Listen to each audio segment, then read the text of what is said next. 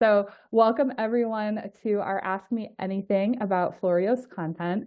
I'm joined by Marcia. She's our Director of Therapy Content, and she's also a BCBA. I'm going to give her a moment to tell us a little bit about her background once we get started, but I just want to give you guys some housekeeping as far as how this is going to work. Please put your questions into the Q&A anytime during the call. Everyone who registered for the call is going to receive the recording, so if you need to leave early, make sure you get your questions in before you leave. We'll make sure that we answer them before we go here. And I am going to kind of rapid fire questions at Marcia here as we go, and she's going to take the reins and answer them. So feel free to put them in the Q&A, and we will get started from there. So Marcia, let's start with you. Who are you? Why are you important at Floreo? And what is your background? Hello, everyone. Thanks so much for being here with us today. It's always a pleasure. Heather, I love doing webinars with you. Thank you so much for inviting me to be here with you today. Yes, my name is Marcia Stepensky. I am the Director of Therapy Content at Floreo. But before I came to this awesome company, I got my start in the disability space working as an inclusion counselor at a summer camp. I worked one-on-one with a child who had Down syndrome and intellectual disability, and that was really the starting place for my love for this sort of work. And I really dove in. I was a special education teacher for 4 years, started with kindergarten to third graders, and then moved to a new school where I took over a classroom of 18 to 22-year-olds. And that is where my intense passion for the adult population really started. From that point, I worked in adult services. I was director of an adult supported employment rehabilitation center, and really, really loved just working with adults with intellectual and developmental disabilities, helping them find meaningful employment, whether it was volunteer or paid, and truly helping them feel like parts of their community, members of their community, connected to their community. I remember that time very fondly. And it was during that time that I was also pursuing my supervision for my BCBA, and I passed my exam and then took on a role working as a behavior analyst. And before joining Floreo, I helped launch an outpatient ABA clinic that was part of a hospital system in Washington, D.C. Really, really proud of the work that we did there. We had a wonderful team. Our clinic offered so many services, from individual ABA services to social skill groups with a psychologist and a speech therapist. We had an after-school program for teenagers who were autistic, and we did a lot of community integration and pre-vocational skill work and executive functioning work, and it was really fun and really awesome. And I really value all those experiences because they've helped me tremendously coming into my role here at Floreo, where I work with our development team, consists of my game designer and then a team of developers who help bring these lessons to life. And together, our small, mighty team takes ideas and makes them virtual reality. So it's been really cool to use my experience and knowledge in a very different way. And yeah, I'm really excited to answer your questions. Awesome. Yes, and I can maintain and say for sure that Marcia's varied background is really what makes a lot of the Floreo lessons so special. She is really thoughtful about the way that she starts to develop them with her amazing team. And we're diving right in with some really in-depth questions here. So an attendee asks, what is the upcoming content that you have in the pipeline? What's the roadmap? What would you like to see added to the lesson library in the future?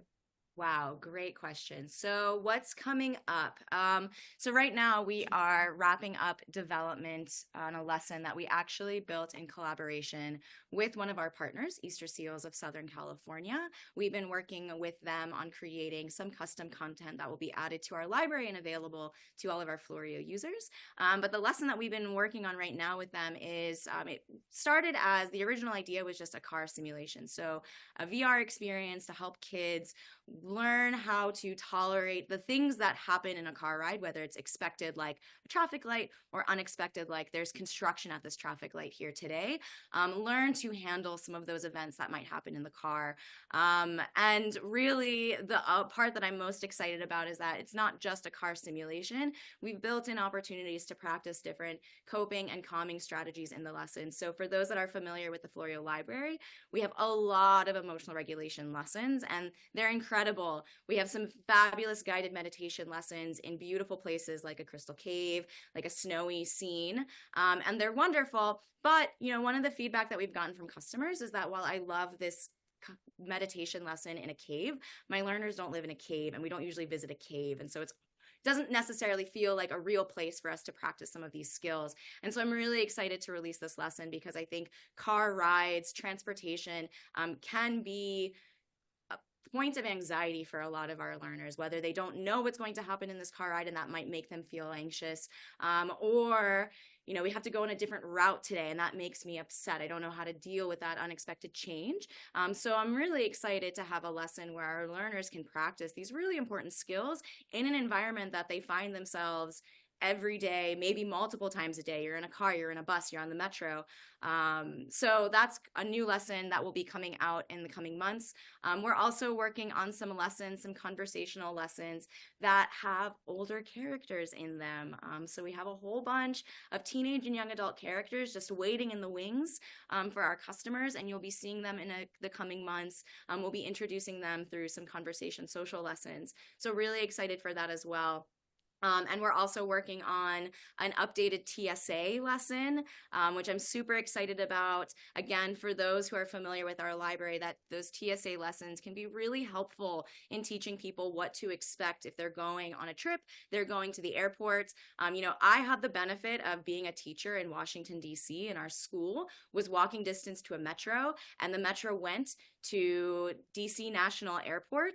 And so we were able to go to the airport. We obviously couldn't go through security, but we could go and look at security. We could talk about security. One time we were able to talk to a TSA officer, but that's not something that every clinician or teacher is able to do. So we have these really fantastic TSA lessons that can help people get exposure to that experience. The new lesson that we're working on, super excited. There's going to be other people in the TSA line with you. So our old lessons, again, really meant to help people become familiar with that experience is like. So we made it a point to not include other people. There's not really anything unexpected that happens in that experience. It's very straightforward. Well, in this one, there's going to be other people in the scene, and the coach has the opportunity to have the TSA officer pull the learner for additional search and questions. So you're in the line, everything's going as planned, and now all of a sudden that TSA officer says, please step to the side, you've been selected for additional questioning. I'm sure we've all been in that scenario. For anyone on this call that might be a parent or caregiver for someone who's autistic, maybe you've been in that scenario and maybe you experience that person, whether they're a child or a young adult, wasn't sure what to do, and maybe it did make them upset or it did make them stressed. So super excited to release this lesson soon. It's definitely a nice add-on to the TSA lessons that currently exist. In terms of our roadmap for the next year, that's a great question. I will say this about our roadmap. We are really, really focused on building out content that is going to be most relevant and meaningful to adolescent and adult aged learners. We have a really extensive library, hundreds of lessons, around 200 lessons. And we know that we have some areas where we have lots of great content. Thinking about our school lessons, we have close to 50 lessons that take place just in a school, whether it's raising your hand in a classroom, finding a table to sit at during lunch, inviting someone to sit with you at lunch. We have lots and lots of these lessons for these school-aged learners, but we know that we're missing some lessons for adult learners. So maybe you're not looking for a seat in the cafeteria. Maybe you're looking for a seat in the staff lunchroom. Maybe you're not trying to join a conversation with 3 kids at a park table. Maybe you're trying to join the conversation with your colleagues while you're working at the movie theater. Maybe you're practicing on responding to greetings while you're at work in the movie theater, and you have all these different people giving you their ticket, and some of them are super friendly and some of them don't want to talk to you, and that definitely happens in real life. So we know that we have definitely a bit of a gap for some of our older learners, and so the next year you can expect to see a lot of content, whether it's social focused, pre-employment focused, or other communities focus. So being in the grocery store and actually going through the checkout with all of your items, asking someone for help because your favorite cheese isn't there. And so what are you going to do now? So you can definitely look forward to the next year, seeing a lot of content that's going to be most relevant and meaningful to that population of learners. Great question. I would be very upset if my cheese wasn't there. Just want to point out, because I saw a hand raised, we're going to be taking questions through the Q&A. So please feel free to type your questions into the Q&A.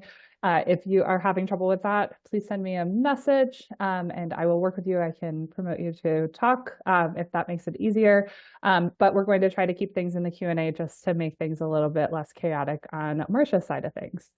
Okay, Marcia, so staying in the realm of how we're building things, what we're building next, how do you prioritize what is going to be built next as far as Floreo's content? Such a great question. And this is definitely a harder one. I would say that if I can distill it down to maybe 3 points.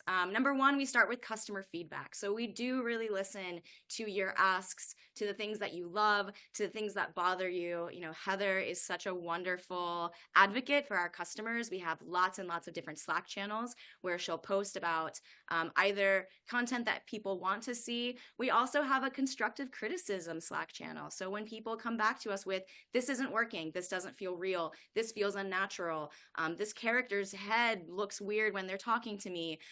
We listen to all of that and we do our best to address it as much as we can, as quickly as we can. So the first place that we really start is with our customers. What is it that they want to see? The second place is we also consider, as I was just mentioning, the gaps in our library.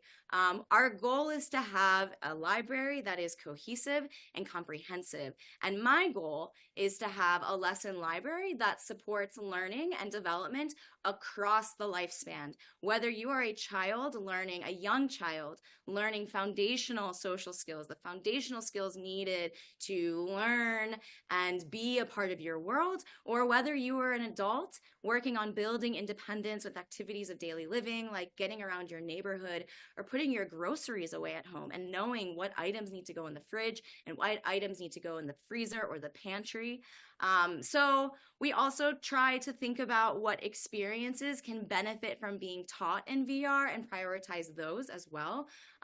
There are a lot of skills that in real life can be very difficult to contrive. So again, thinking about TSA, I was very lucky that I was working in a city and we had fantastic public transportation, but that's not everyone's reality. And so having a lesson where we can go through the airport, we can go through a grocery store, can be tremendously valuable to people. So we really try to think about where those gaps are and then what are the skills or the experiences that would benefit the most from being taught in VR. And then the other piece is that we often collaborate with customers on creating custom content. So sometimes they'll come to us with, hey, we have this idea. We really want to see it. Can we work on this together? And that was also another way that we'll prioritize and build content as well. Another great question. And we have another question in the Q&A about specific Floreo lessons that might be applicable to 9-year-olds.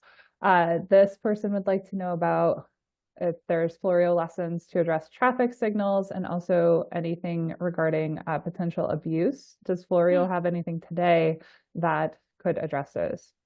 Wow, great question. So the first one, traffic signals. So we have a lot of street crossing lessons that cover different types of street crossing skills. The first one being just learning the steps that you would follow to cross the street. So pushing the button, waiting for the signal to change, checking for cars, crossing the street. And then we have others that are a little bit more challenging. So there's someone who's jaywalking and you have to identify and acknowledge that that's unsafe and I shouldn't jaywalk and I'm not going to follow them. We have some lessons that don't involve a traffic signal, but involve a driver waving you. We can all think about the times that we've been at a standstill, us in a car at the crosswalk, and it's who's going to go first. You hear that Western whistle music in the background. And then that driver waves you to cross the street and you wave back because you're thankful to them. So we have some lessons like that. And then one of the newest lessons that we released also was done in collaboration with Easter Seals of California is a street crossing lesson that's in a neighborhood. So there's no city sights or sounds. You're in a peaceful, quiet neighborhood. There aren't any traffic signals here either. You're crossing a street at a stop sign and a crosswalk, and there are other cars that you have to wait for in the scene.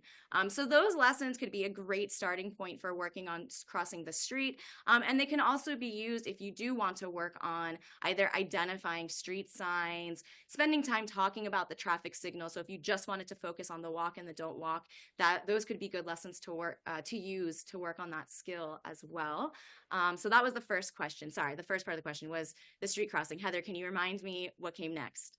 Is there anything in Floreo that addresses the potential for abuse? Yes, great question. So I'll answer that in two parts because I don't think this is what you're talking about, but we do have some lessons around bullying. So for learners that are maybe experiencing bullying behavior at school or in a community setting, those could be some really good lessons to work on. We do have some that talk about the difference between banter versus bullying. So trying to teach kids to distinguish someone who's making a joke and maybe it's a bit of a pokey joke and it doesn't feel good, but they're not trying to hurt you, they're not trying to be mean, versus someone that is trying to be mean by either using words to intimidate you or physically trying to intimidate you. So we do have some of those lessons that currently exist in Floreo. What we don't have are lessons right now that talk about physical abuse, emotional abuse, or sexual abuse. I will say, though, that we are in the process of working very closely with Cuyahoga County's Board of Developmental Disabilities on a lesson around navigating online interactions safely. Specifically, we're looking at behaviors, red flags that might be indicative of grooming behaviors, other behaviors that would lead to something unsafe happening, whether it involves the learner being blackmailed or something else. So there's kind of that piece, identifying these concerning behaviors, these red flags, these grooming behaviors, knowing how to identify someone trustworthy in your life, whether it's a parent, a friend, a direct support professional, your therapist, knowing that there's someone you can trust and you can go to them, and then also practicing communicating what's happening to you. Because those are all very distinct skills, right? One is just knowing that these things are bad and unsafe, and I need to know what they are. The second is having someone in your life that you can go to and trust. And then the third is being able to report this information, having the words, the language to report when something bad is happening. So we have just kind of wrapped up the design part of that work with the Cuyahoga team. They've been really fantastic to work with on this. This, again, was a piece of content that they came to us with. They wanted to build this because they work with a lot of young adults who do experience sexual abuse and exploitation. So we're super excited to start working on this lesson. This will be something that's available to all of our customers. And hopefully it is the first of many lessons related to this topic. Yeah, I'll stop there because I could really go on more, but I won't. I think we would all love to hear you go on more, but if anyone does want to hear go on more, ask in the chat or ask in the Q&A. Okay, there's a question about the content and who it might be most applicable for. So this person's asking, will there be content for individuals with autism spectrum level 1? If not, when do you think that might be available? That's a great question. So we are, such a good question. I think we're trying to, let me go back.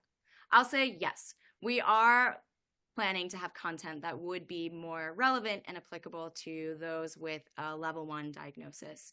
I think about some of our teen conversation lessons. So if this person happens to be an adolescent or a young adult, this might be a great opportunity for them to practice. And I would love to, if you don't mind filling in more, is there specific skills that you're talking about? Because my mind is kind of going to more social skills, conversation skills, making plans with people, reading nuanced, non-verbal body cues. So if you want to give me a little bit more details, I can maybe answer that question a little bit better. But yeah, so we're definitely thinking about having some social focused lessons that would be more relevant to someone with a level 1 diagnosis. But then again, also thinking about a lot of our lessons that take place in the community. So thinking about a grocery shopping experience. And maybe this experience starts when you're still at home and you're planning to go out to the grocery store. So what is it that you need to do in your house to prepare to leave? Well, I need to make sure that I have my wallet with my ID and my money. That's the first thing. I need to make sure I have a cell phone with me. Do I have my grocery list? Is my grocery list complete? So a lot of executive functioning skills. So that is a lesson that we are thinking about. We've been designing it. Hopefully we'll be developing it and releasing it in the next year as well. Also, other sorts of problem solving lessons. So you're at the grocery store and you're at the checkout and you don't have enough money. You only have $40 in cash and your total is $46. What do you do? So now we need to do a little bit of problem solving and figure out how I can pay for this when I only have a limited set of funds. So that is certainly a group that we're thinking about. And again, I go back to that we really rely on our users and our customers coming to us with the things that they need. So, this is the population I work with, this is the age group, these are the skills that we're working on, and there's just not anything there in Floreo that's really meeting what I need for them. I would love to see a lesson around this. That really helps us, because I think one of the challenges with designing content is that we do our best to create lessons and experiences that would be meaningful to as many people, as many learners as possible.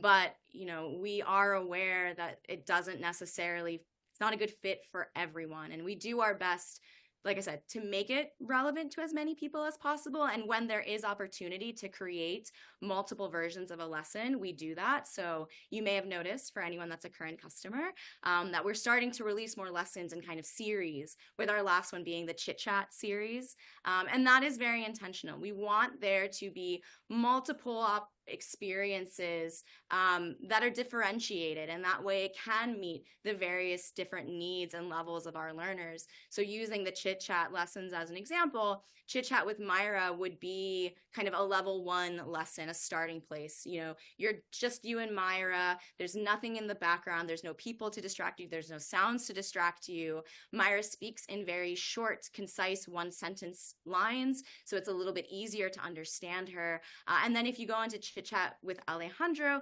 that's kind of the level 2 lesson. There's background noise, there's background people. Alejandro doesn't always speak at one sentence at a time. Sometimes throws in 2 sentences at a time. So a little bit more for you to pay attention to. And then if you go on to Chit Chat with Ayana, well, in this lesson, we're in a totally different scene. We're outside, there's people around, there's background noise. You have to approach Ayana in this lesson. She does not come to you. In the other versions of the lessons, the characters approach you. You have to approach Ayana. You have to initiate the interaction with her. And then Ayana's dialogue is definitely a little bit more nuanced. She throws in a little bit of sarcasm, so you have to catch that. She makes a little bit more jokes. She talks about some heavier topics. She talks about missing her grandmother in Nigeria and feeling sad, missing her friends in Nigeria and feeling sad. And so that one it's going to require a lot more attention and focus on what she's saying, and following the conversation a little bit more than what you would need to do for Myra. And then similarly, with the other lessons, the characters leave, you say goodbye, and that's it. And in this one, we're taking the data on did the learner say goodbye to Ayana? She doesn't just leave and lesson's over. There is a coach question that comes up. Did Heather say goodbye to Ayana? And we are looking to see if the learner did that independently, or if you had to prompt them, or if they gave no response at all. So that is, I think, a lesson where we were trying to kind of meet the different skill levels for folks that might be playing these lessons. And that is something that we're working to do as we move forward with all of our lessons. So with those teen conversation lessons, you can find something similar. There'll be a version of the lesson that's going to be more basic, easier to follow along. And then there's going to be a version of the lesson where the conversation will be more nuanced. There will be more jokes and sarcasm. There will be a lot more nonverbal cues happening that the learner will have to read and interpret.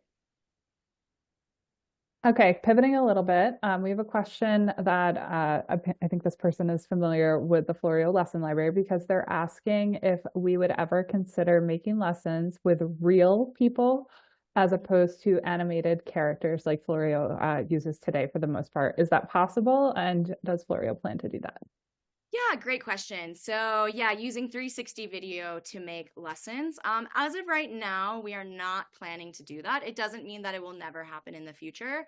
I think there's benefits and drawbacks to both, whether you're using 360 video or you're using animation the way that we use it. I would say for us, the reason that we kind of haven't dove into the 360 video world is because when we're building our lessons ourselves, creating the environments, creating the characters, and kind of making all the things happen themselves, it does provide us a lot more freedom and flexibility with this experience. So if we need to go back and change something in the lesson, we can do that more easily. Whereas with 360 videos, once it's done, it's kind of done, and you have to live with this experience. If you need to make any changes, it would require going back to that studio space or that specific area, bringing in those actors again, refilming everything, re-editing everything, making another 360 video version of it, and then putting it back into Floreo. So that's, I think, one of the big reasons why we haven't done that. The other piece to consider is that, especially when we're talking about social skills, we know that a lot of autistic children and adults, there's some anxiety around people looking at human faces, looking in human eyes. And when you have characters, even if they look like humans, they're not real people at the end of the day. And I think it takes away some of the anxiety that maybe some of our learners might feel when they're thrown into a social setting. They want to be engaged. They want to interact with a person, but they might not know how. They might not know where to start. They might feel overwhelmed by what's around them. And so being in an environment that feels real, but it's not real, it looks kind of real, but it also looks kind of cartoony at the same time, I think helps alleviate some of that anxiety that some of our learners do feel in a lot of these social situations. And I see a couple of statements, questions in the Q&A about different content that Floreo has. So I'm going to put in the chat here a link to our lesson library if folks haven't seen it. And I'm going to put a second link to a document in our Learning Center that also has information on our lesson library, but it's kind of a more digestible type of overview of the lesson. It's called Floreo at a Glance. And it will tell you all about the lessons in a very short format. It'll give you the duration. So for those of you that are looking for what Floreo has today, those are two great resources. You can click through and read about each of the lessons in the lesson library, or you can see kind of the shorter version of each lesson in that Floreo at a Glance. And if you have specific questions about content that you might be looking for, you can always email us at support@floreovr.com and we can help point you in the right direction as well. So Marcia, I'm just going to toss out a few, it looks like suggestions for lessons so that they're on your radar, and then we'll move on to some more questions as well. So lessons on self-talking and also talking trash. I think negative self-talk, it sounds like there. Eye contact, and also practicing ordering in a restaurant. Yes. And then one more that I see right now, sensory issues like eating fingertips and toes, and kind of OT types of efforts to teach individuals that could be harmful to them. If you want to address any of those, then we can, or we can move on to questions too. Yeah, no, those are some great recommendations. I can say that, the ordering at the restaurant is definitely very high up on our priority list for the next year, year and a half. As I mentioned, we're really focused on skills that would be most relevant and meaningful to adolescent through adult learners. Being at a restaurant and ordering food is definitely that. Even for younger learners, that's also relevant for them too. So that is certainly one that we are thinking about. And then, yeah, we actually, I've been over the last several months, been slowly kind of collecting a group of subject matter experts in different areas that can help us with content that's honestly outside of my area of expertise. There's a lot of things that I know really well, and there's a lot of things that I don't know very well. And so we actually have some OTs that I've been in touch with lately, and I've gave them the homework of think about skills that you work on with children or adults in real life, and help us think about how we can translate that into VR. So there's just some really great suggestions, and some of them we are slowly starting to work on. So that's great to hear. Okay, and I'm going back to that question that we had earlier about lessons that are appropriate for someone with a level 1 diagnosis. So this person is wondering if they have families that they want to tell about Floreo, they have clients of varying diagnoses. What should she tell the families with different diagnoses? Who's the best fit for this program? And what is your suggestion? That's a really good question. And maybe you won't like this answer because it's not, I think, in terms of who's a good fit for Floreo, we have so many different profiles of learners who use Floreo. I would say that there is not a single profile that, this child who has this diagnosis and this skills, but needs to work on these areas should use Floreo, and a child that can do these things, Floreo is not going to be good for them. We have learners who are autistic level 1, who use Floreo for different skills. Maybe they don't necessarily need it for the social bit, but maybe they do need it for the emotional regulation. We have learners that have level 2 and level 3 diagnoses. We have learners who have intellectual disability, ADHD, other neurotypes and conditions as well. So, our learners run the gamut. I would say that the best way to know if Floreo is a good fit for them is to try it. I think we've been surprised to see some of our users who the initial impression was Floreo is not going to work for them, and then it turns out it did. One of our customers in New Jersey did a very small study in their program, and the individuals they work with have very high support needs. Autism plus intellectual disability, and they wanted to see if our yoga lessons would be something that they enjoy. And so one group got yoga in VR, or they did yoga in VR, and then they just did yoga on YouTube. And the original hypothesis was this isn't going to work. These young adults aren't going to tolerate having this headset on their head. And so they very quickly thought that it would just be off. They're going to, throw, they're not going to want it. They're going to push it away. And what they found was the opposite. They found that these adults actually liked doing Floreo yoga in VR. They preferred it over the YouTube. I think there was only 1 or 2 participants from their little study that preferred the YouTube yoga over Floreo. But essentially, the majority of their participants in this study preferred and liked and wanted to continue doing yoga in VR. So I think like I said, there's not one particular profile of learners that can benefit from Floreo. It's really what are the skills you want to teach. I think the other piece to mention is this child motivated by games and gaming? There have been some kids that, younger learners, I would say 5, 6-year-olds, who they're not motivated by games. They're not motivated by watching movies on the iPad. They're not motivated, their motivation is they have a toy that they really like, or there's a song that they really like. And so if your learner is not really motivated by these things, then maybe Floreo wouldn't be a good fit for them, because it's therapeutic and it's educational, but it's also a game. And so if you're not motivated by games, then maybe that won't work for them. But really, I think the best way to know is to try.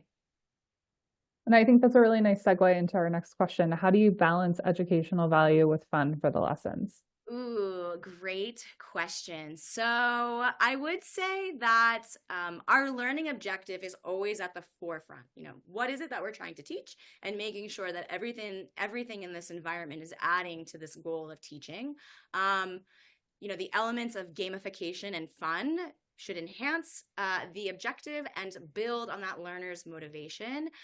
However, like I just said, we can't forget that while our main mission is therapeutic and educational experiences, we are also games, and they need to be fun. And I'm very fortunate that I work with a very creative and talented game designer, and he really helps me think about these experiences and think about them in a way that can be fun and gamey. And how do we use the environment either to guide the learner to what we want them to do? How do we use the environment around the learner to build their motivation, to reinforce whatever it is they did in that setting, whether it's, an elephant who trumpets with stars shooting out of his head, or whether it's, the little icon dancing on the screen in front of you. And I'm also very lucky that we have a lot of other developers on our team who contribute to making these lessons really fun. We have a lot of game enthusiasts in our company, surprise, surprise. And also, we've been given homework from our CEO that play Floreo, not play Floreo games, play VR games. A lot of us have the devices that many of our customers use in our homes so that we can test Floreo lessons, but we also do a lot of research and development. It's one of the fun parts of my job that I get to say part of my job and doing research is playing games. So we all try as much as we can to use inspiration that exists around us. There's no need to recreate the wheel when there's so many fun things that exist in gaming that we can bring into Floreo. And like I said, we want to enhance the learning objective and build motivation. So yeah, it's definitely a tricky thing. And sometimes there's not necessarily a good way to make teaching something super fun and gamey. But we do our best. We do our best. The other piece that I'll add is that we are working on creating a whole Floreo world. So we want, like I said, we want our library to feel cohesive and connected, but we want to take that even a step further. I won't give too many details because I want to leave things to surprise for all of our customers. But we really are thinking about what the Floreo world looks like and how our learners and coaches can engage in this world in a more meaningful way. We've also been spending a lot of time on developing the backstories of our characters. These are not things that we explicitly call out in Floreo lessons. So we don't say, Ayana's from Nigeria. But if you play Chit Chat with Ayana, I mean, if you play any of our lessons, even the ones where she's not talking about being from Nigeria, you'll hear that she has an accent. So you'll know immediately, okay, this character is not born in America. If you play Chit Chat with Ayana, you'll hear her talk about how she misses her grandmother who lives in Nigeria. And so now we've just learned that Ayana was actually born in Nigeria and she came to America with her family. So we've been really spending time in the background building out these character backstories. And you'll find sprinkles of it in lessons. And we really want our coaches and our learners especially to feel connected to our characters. And that helps you feel more connected to these experiences. And I think really adds to this element of, yes, Floreo is therapeutic and educational, but it's also really fun because there are storylines that I can follow and I feel connected to these characters and I want to come back and see them again. And really our goal is that we want our Floreo friends to be people that you want to be friends with in real life. I want to be friends with Alejandro. I know, me too. I love Ale. He's my Ayana too. favorite. Love both of them. He's They're my great. favorite. I do love Ayana as well, but Alejandro has a special place in my heart. Yeah. Okay, can you share any examples of how feedback from our audience has influenced the development of Floreo's content? That is another great question. So as I mentioned before, Heather, our wonderful Heather, does a really wonderful job, an incredible job being the middle person between our customers and us. She is always, especially with me, letting me know when something went really well. This customer said this. I just had a meeting with a customer and here's some things that they said. And we have lots of different channels, literally Slack channels where customer feedback gets shared. We have several channels that are just focused on content. So I mentioned the constructive criticism. We have a content partner ask, so things that come from our customers. And then our sales team, when they're on calls with current customers or potential customers, they're also sharing with us what people say. And so the constructive criticism, I would say we use that. Heather will tell you that I stalk that channel. Anytime something comes up, I read it, I react to it, I respond to it right away. Because that to me is some of the most meaningful feedback we can get. We want to know what can be better so we can do better. So for example, we've got one of the big pieces of feedback we've gotten since I joined Floreo years ago was that we need characters for older learners, that I love join a conversation, but my learner is 25 and the kids in the scene look like they're 10. And I want my 25-year-old learner to be talking to other 25-year-olds. Even if we're just talking about pizza, I want it to be older learners. So as I mentioned, we created a whole swath of teenage and young adult characters that we're going to be releasing soon. I will say, though, that my favorite piece of customer feedback that influenced the development of our lesson was when we were in the development of Magic Mix, Who's Next. If you haven't played it, you should. It's really fun. It's a play-focused lesson, works on turn-taking skills. And one thing, I haven't really talked about this yet, but we run focus groups, especially on our new content. So typically before we release something, we bring in a small group of customers and they play test the lesson and then we take their feedback. And it's a really awesome experience and it really helps us at Floreo do better and be better. And we were focus grouping this magic mix lesson. And for those who haven't played it, you're with our characters, you're in a really cool forest, there's a cauldron, you're making a magic potion that can make a dragon or a flying pig or a phoenix.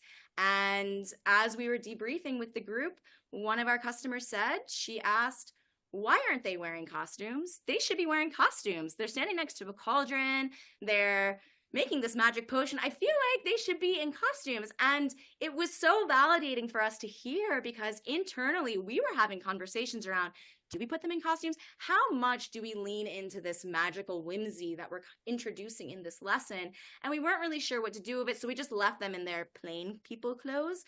But after we got this feedback from the customer, and other people in the group were like, yeah, no, that would be really fun if they were in costumes, we decided to put them in costumes, and there they were. So we really listen to everyone's feedback. Just because we're not doing something right away doesn't mean we're not listening.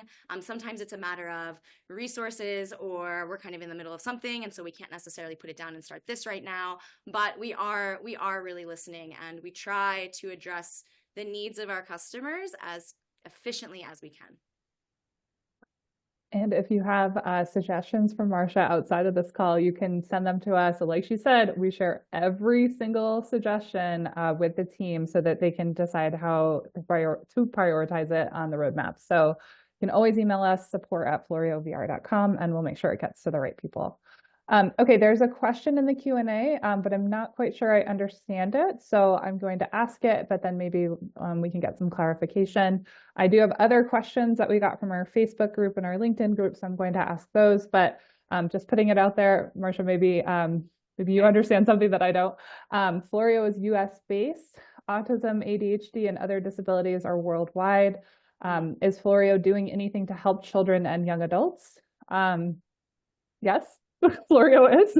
So I'm not sure if something is missing out of the question, or if we're just missing a clarification. I'm going to interpret this question to mean that there are learners with these diagnoses around the world. And so is our content culturally sensitive and inclusive of all the different people around the world that might use Floreo?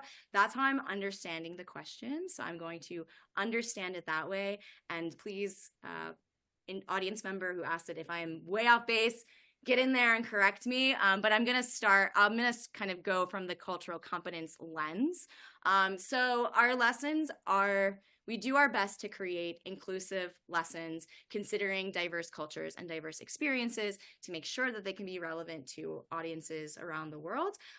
That being said, as you pointed out, we are US based, and the majority of our customers are also US based. So as an example, one area of feedback that we've heard from our non-US customers is around our street crossing lessons, that our city scene looks like a city in the US.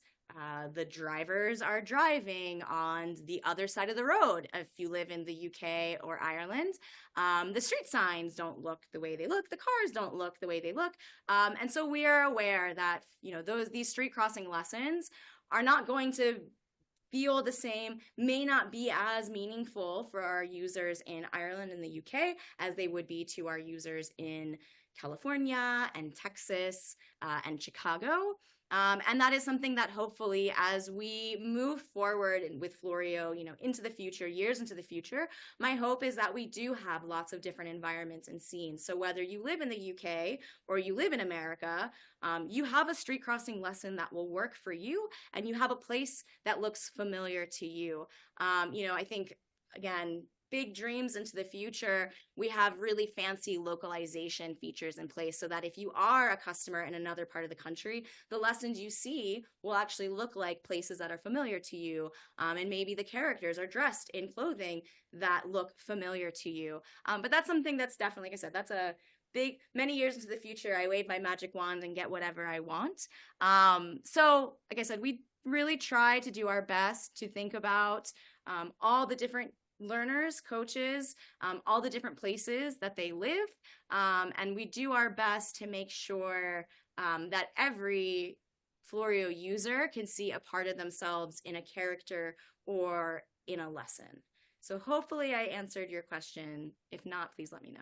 Yes, there's confirmation that you did understand it better than I did, and you did answer the question. Way to go, Marcia. And then there's another question, which I'll take. Is Floreo available to people in the UK now? Yes, Floreo is available worldwide. If you are looking to subscribe to Floreo today, please email us, or you can go to our website and click how to buy Floreo to be connected with a member of our team and find the best subscription for you guys. Okay, so let me get to a few more questions. Marcia, what's the most rewarding part of your work at Floreo? Ooh, this is a really hard question. Okay. The most rewarding part of my work at Floreo. So I'll start with saying there's so much to feel good about working at Floreo, and I'll start with the mission. Our mission is to make the world more open and accessible to those who are neurodivergent, autistic, intellectually disabled, have a different condition or neurotype. And that is a mission that I have pursued throughout my career. It just looked differently because I worked in different places and I had different roles. But when I was a special ed teacher or an adult day program director or a clinician, my impact could only be felt by those people and families that I was working directly with.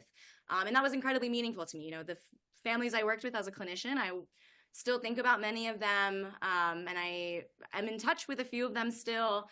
And they're people that they're always going to be very special to me. Same as when I was a special ed teacher, I still have some families that I'm in touch with. You know, one of them is now a young adult and he has a Facebook and he friended me on Facebook and it was like, oh my gosh, I can't believe you're on Facebook. So, you know, super meaningful, but a very limited group of people that could feel the impact of my work.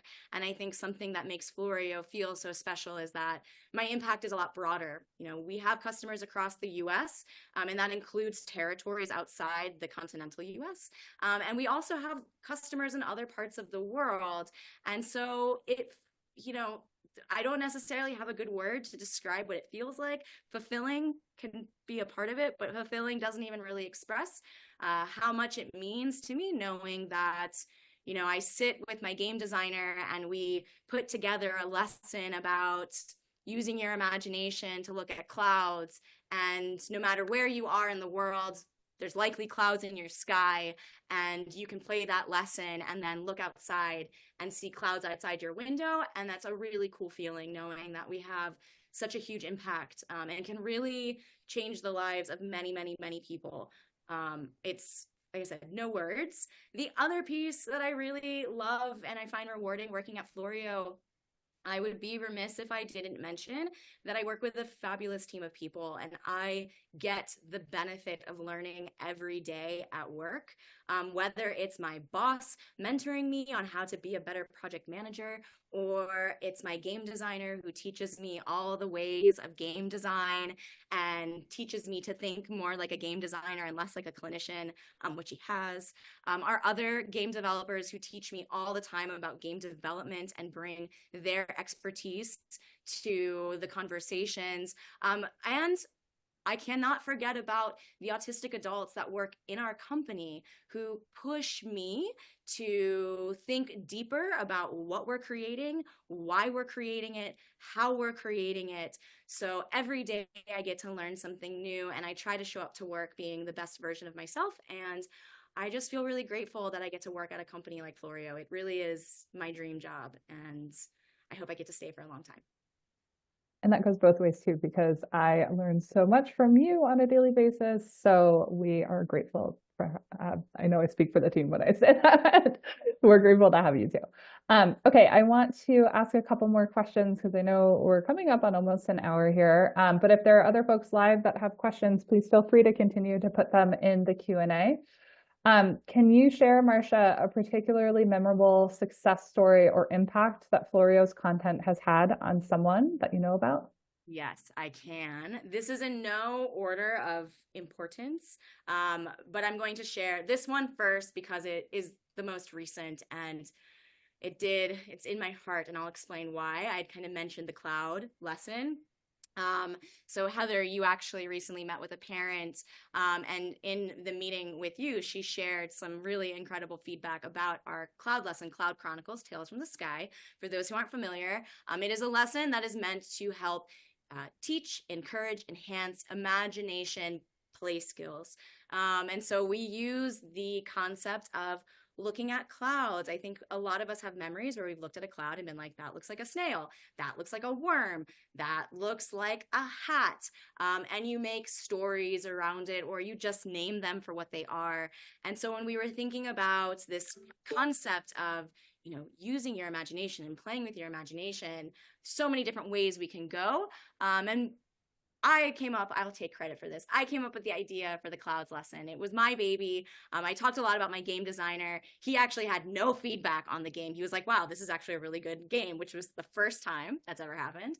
So I take a lot of pride in, it's my baby in many, many ways.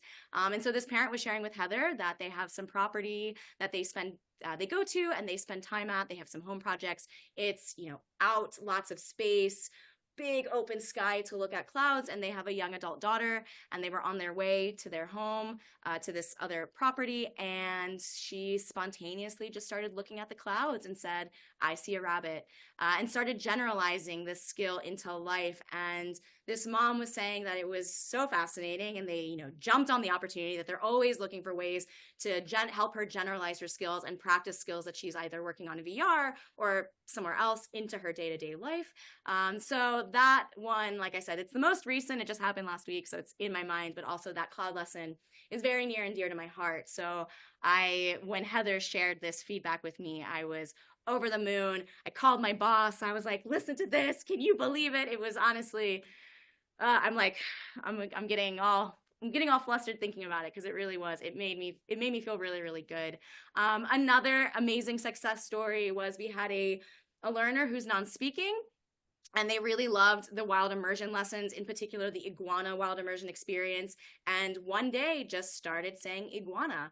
Had not used words prior to that to communicate anything. And so it was a really incredible day when they just started walking around saying iguana, iguana, iguana, iguana. And that was the power of VR, I would say. We have the street crossing lessons. We've gotten a lot of really great feedback on the street crossing lessons, and how skills have generalized. Actually, one of our customers did some research. It was just published this spring in one of the journals about how those street crossing skills generalized for the group of children they worked with. And then we had a parent who came to us to say that they tried so many different ways to teach street crossing to her sons without success. But then playing the street crossing lessons in Floreo just unlocked something for them, and it all clicked. And they very quickly started to learn what the steps are and generalize those skills into real life. I talked about the TSA lessons. We have a lot of people talk about how the TSA lessons were so helpful in preparing their learner for a vacation, for a trip. The grocery store lessons, we've had a lot of teachers talk to us about how they'll use the grocery store lessons in their classroom, and then they go to the grocery store and their learners are now naming, oh, I see bread, that's the bakery. So those skills are starting to generalize in their real life. We had some clinicians out in California who, and this was not something that they were trying to address, but this one child had spent a few weeks doing Floreo, and next thing she knows, they're in the clinic and they're just labeling all sorts of items that they had seen in the lessons. But they started labeling in their actual environment, and that was not something that they were working on. They weren't specifically using the Floreo lessons to work on labeling items, but just through the experience of seeing them in VR, talking about things, interacting with things. Again, things unlocked and generalized into real life. I will say that probably the most impactful success story, and the reason why we are here at Floreo, is because of our founder's son. And it wasn't Floreo specifically, but it was VR. It was the early days of VR. His son was younger, was in a headset, was having a great time, came out of the headset, went downstairs and started pretend play. And that was really the first time that they had seen him engage in pretend play. And that was what made our founder think, there's something here. This can potentially unlock so much for so many people. And that's how Floreo was born. So I think, there's a lot of success stories at Floreo. Heather could definitely go on sharing so many more. But I think it's so much more than Floreo. It's how do we use all the technology that's available to us to help teach people skills, to help unlock new things for them, and make them feel connected to their world. And I have a couple more questions from our Facebook and LinkedIn groups, but I want to acknowledge that one of our participants just said that they love your passion for the community and thank you for your work. And I will echo that too, Oh, thank because you. your passion and enthusiasm is so inspiring every day. And then someone is also asking how they can use the grocery store lesson. So I'll take that one too. You can subscribe to Floreo. You want to make sure that you have the correct equipment in place before you pay for a subscription. We can go through the equipment requirements with you. You can email us at support@floreovr.com, or again, you can go to our website and look on how to buy Floreo. We also have a nice FAQ on our website that details the equipment, but if you want some personal handholding, email us directly and we can work with you to find the best subscription and tell you more about the equipment that you need. Okay, so I know you could probably talk all day about this, but what content do you wish Floreo had today? Ooh, yes, I can definitely talk a whole next hour about this question. So I'm gonna go with my number one wish, and we're starting to do this with our Cuyahoga collaboration. But if I could wave a magic wand around and create a whole new category in the Floreo library, it would be around sexual health. And that might sound scary to some people. I find very often when I say the phrase sexual health, sexuality education, sexual development, it's as if I am screaming the word sex and whispering the well health, well development, curriculum. The only word people hear is sex, and I get it. It can be a very intimidating topic, but it doesn't have to be that way. And for most people, I think most people don't realize that when we're talking about sexual health, we're talking about sexuality education. The sex part is a very, very tiny slice of the pie. There are so many topics that roll up under this umbrella. Things like communication and communication styles, being assertive versus being a little bit more shy, communicating in general, not just about sexual behaviors and activities, but just communicating about what you want to eat for lunch, which leads me to my next skill, decision making. Decision making must be taught outside of the scope of sex and sexuality. So I need to be able to decide what I want to wear today, what I want to eat for dinner, what I want to watch on TV before I can be expected to make any sort of decisions around sexual activities and behaviors. Internet safety, I kind of mentioned what we're working on Cuyahoga. Internet safety, many people don't think about that being part of a comprehensive sexuality education curriculum, but it is. I need to know how to navigate different people that I meet on the internet. I need to know if I'm being scammed, someone asking for my bank information because they're trapped in a foreign country and had all their things stolen. I need to know that's a scam and not give them my bank information. No one is really trapped. I mean, maybe they are, but they're probably not going to be reaching out to me. They'll probably be reaching out to the State Department.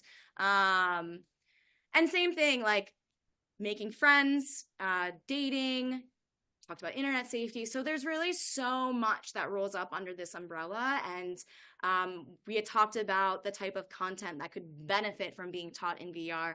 And this is that type of benefit, right? It is so tricky to teach these concepts. Ethically, we would never put a learner in a situation where a person is pretending to abduct them or blackmail them, because that would be traumatic for them. So we would never create these scenarios. And even though, role play is a great way to practice and teach skills, at the end of the day, like, that I am Marsha, your therapist, right? And I'm not going to hurt you and I'm not going to do anything to you. And so VR is where we can really leverage these safe places to practice really complex and nuanced skills. So I hope that this partnership with Cuyahoga, we're first just working on this one lesson together. And I hope over time we're able to build out more lessons that, again, touch on topics like communication and decision making and friendships and making plans and dating, and all of these really important topics that are relevant to all of us. I'll say one last point and then I'm going to get off the soapbox because I know I can live on here. But, as it relates to sexual health and development, with our learners, we see often delays in a lot of different parts of their development, communication, activities of daily living. gross motor skills, fine motor skills, but puberty happens right on time. It does not matter what your diagnosis is. We all experience puberty, and we are all impacted by it in different ways. And so it's really important that just because someone has a diagnosis of intellectual disability, that we're not forgetting that this is also very critical information that they need as well. Okay, sorry, I could go on. That could be on there forever. And I think it is really important that you could be on that forever because there is work to be done there. So hopefully we can do it in the near future. Okay, one more question to kind of piggyback off of that before I go to our last Facebook question. What will the curriculum be in the sexuality curriculum? So this was sort of pie in the sky, right, Marcia? This was, yeah. So that's a great question.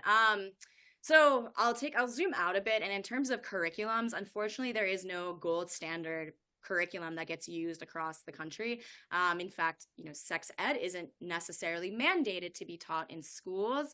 Just about less than half of US schools teach sex ed, and even a smaller percentage teach comprehensive sex ed. And when I talk about comprehensive sex ed, I mean a curriculum that includes decision making and friendships and understanding what's happening to the changes in your body, as well as sexual behaviors, STI prevention, understanding pregnancy.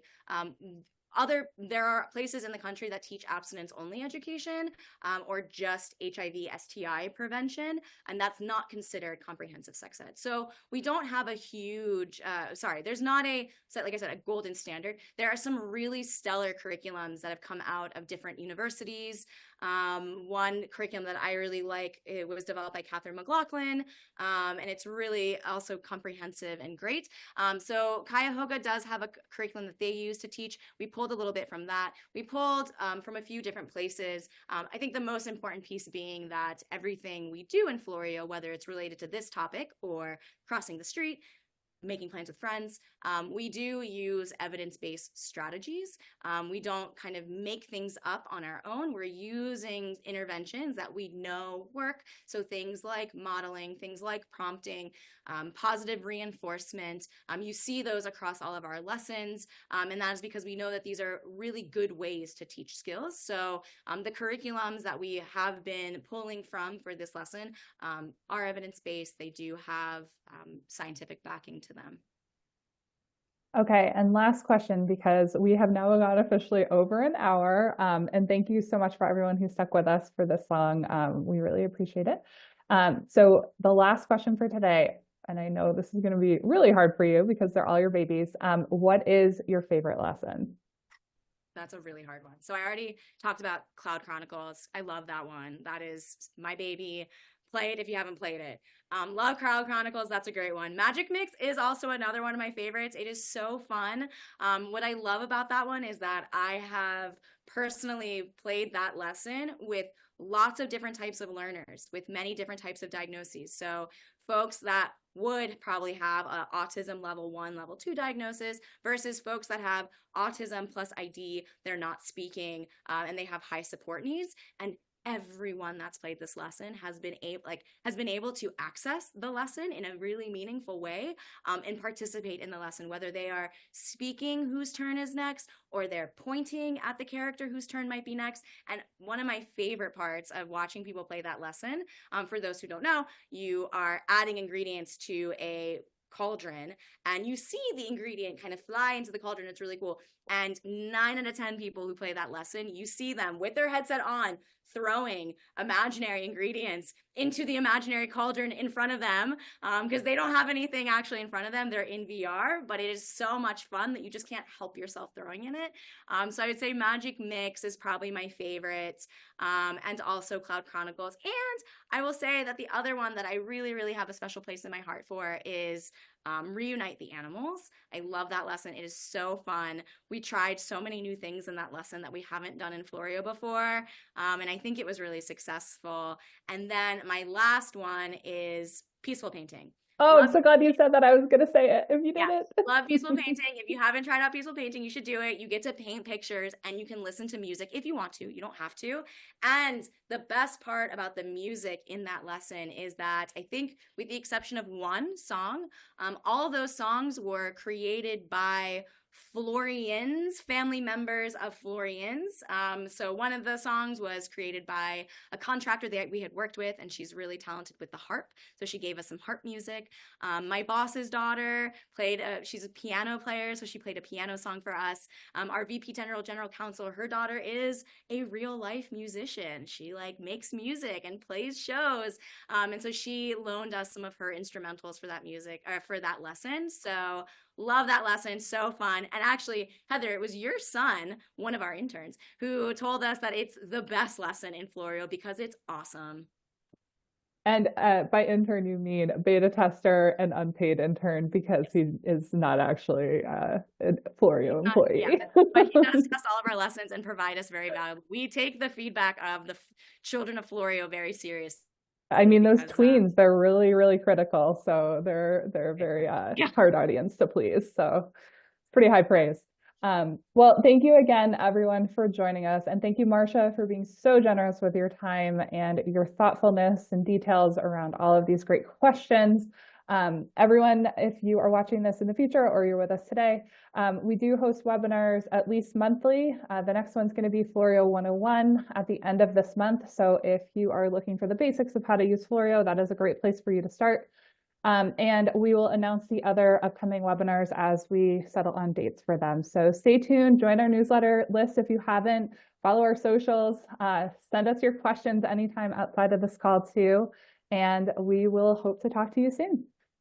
Thanks, everyone. Bye. Thank you.